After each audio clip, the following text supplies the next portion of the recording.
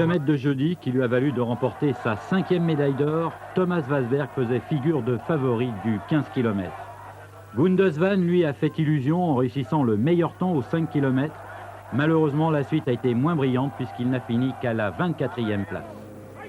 Au 10e kilomètre, la surprise a commencé à prendre la trace d'Albarello. Il glisse l'Italien et personne ne le rattrapera. Marco Albarello va réussir l'exploit de priver les Scandinaves d'un titre. En ski de fond, c'est rare. Il termine ce 15 km avec 6 secondes et 8 dixièmes exactement d'avance sur le second, Thomas Wasberg. Le Suédois s'est probablement ressenti des efforts qu'il avait fournis dans l'épreuve des 30 km et il s'en est même fallu d'une seconde qu'il ne perde la médaille d'argent au profit de Mikhail Deviatarov, qui apporte donc sa première médaille à l'Union soviétique. Les Russes étaient habitués à mieux dans les épreuves de ski de fond, mais cette année, ils ne font pas dans la facilité. Dès le 5e kilomètre, Restova a déjà rejoint la Suissesse Kratzer, partie 30 secondes avant elle, et elle est créditée ici du meilleur temps. Les dames soviétiques d'ailleurs pourront rentrer au pays avec un bilan un peu plus favorable que celui des messieurs. Westin, la Suédoise, la voici, un petit bout de femme banale, sauf sur des skis. Elle est là en 3e position derrière 2 concurrentes doublées. Petite, mince, presque fragile, elle ne sait pas encore qu'elle va devenir une héroïne dans son pays où le ski de fond est une véritable institution. Cela fait en effet 19 ans depuis Grenoble qu'une Suédoise n'a plus rien gagné aux Jeux Olympiques ou aux Championnats du monde. Pourtant, Retsova compte encore 3 secondes d'avance sur Westin au 5e kilomètre, puis 10 secondes au 11e kilomètre, soit après la mi-course, dans cette côte terrible où il est presque impossible d'utiliser le pas du patineur. La voici, Westin.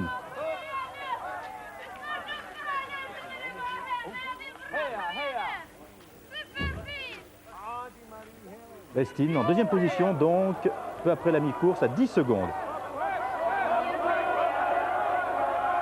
Retsova prend donc la première place, provisoirement, devant sa compatriote Pitsina, mais il faut attendre Westin.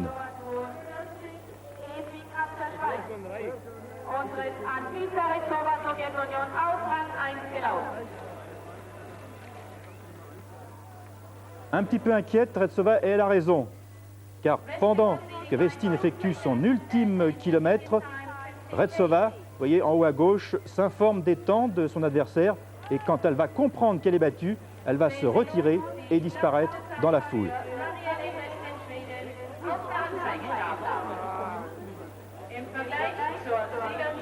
Voilà, Retsova a compris qu'elle était battue, qu'elle ne pouvait plus devenir championne du monde et elle disparaît.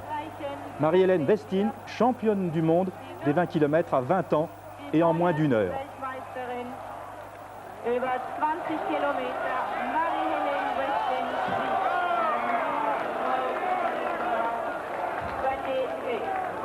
Mit Nummer 48 hier auf den letzten Metern, Mario Matikainen-Finler. The victory ceremony will be at 6 o'clock here on the marketplace. 27 secondes d'avance pour Westin sur la soviétique, qui est plus d'1 minute sur la 2e représentante de l'URSS. Et nous repassons au saut, au tremplin de 70 mètres. Voilà ce qu'il vous attend, qui a donné lieu à une bataille de toute beauté entre le Suédois Wasberg en haut à gauche et l'Italien De Zolt. De Zolt est dans les 3 derniers kilomètres alors que Wasberg effectue lui son dernier kilomètre. Quelques secondes seulement séparent les deux hommes.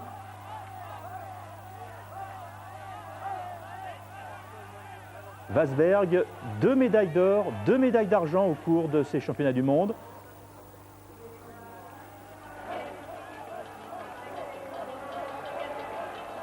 Et qui doit battre pour commencer le temps du Finlandais Ristanen. Ce sera fait sans trop de difficulté dans quelques secondes, mais il devra attendre ensuite Wasberg l'arrivée de l'Italien De Zolt.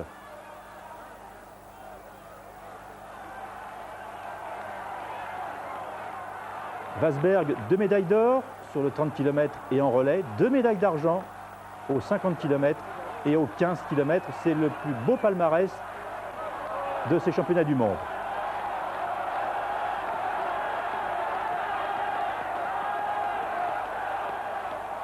Ce 50 km a décidément été la course des vétérans, passez-moi l'expression, car Wasberg a 31 ans et De Zolt, que vous allez découvrir dans quelques secondes, je pense, lui est âgé de 37 ans. Vous voyez la différence entre les deux gabarits, entre De Zolt et Wasberg. Wasberg, lui, mesure plus de 1,85 m. De Zolt, lui, 1,69 m pour 66 kg. Il ne paye pas de mine, mais il va décidément très vite. Le temps à battre, eh bien, c'est celui de Wasberg, 2,11,49. De Zolt est à 200 mètres de l'arrivée. Il lui reste encore 40 secondes pour tenter de battre le temps de Wasberg. Vous le savez déjà, c'est De Zolt, l'Italien, qui a été sacré il y a quelques minutes champion du monde du 50 km à Oberstdorf. Il est le chef de file d'une fantastique équipe d'Italie. Wasberg est deuxième à 22 secondes. La médaille de bronze revient à un autre Suédois, Mogren, troisième à 1 minute et 23 secondes. À remarquer aussi la très belle course des Suisses, puisqu'à la 4e place, on trouve Grunenfelder, un Finlandais à la 5e place et tout de même un Soviétique à la 6e. C'est d'ailleurs sur ce ralenti et cette superbe image de Maurizio De Zolt que nous allons terminer ce résumé de la semaine des championnats du monde de ski nordique. Encore une fois, un beau coup de chapeau à l'Italie qui a remporté 2 médailles d'or alors que jusqu'ici, aucun pays occidental n'avait remporté le moindre titre mondial. Très bien. Merci Richard. Une réflexion quand même, puisqu'il nous reste quelques petites minutes avant d'aller rejoindre les deux Pierres à Twickenham. Il semble que la hiérarchie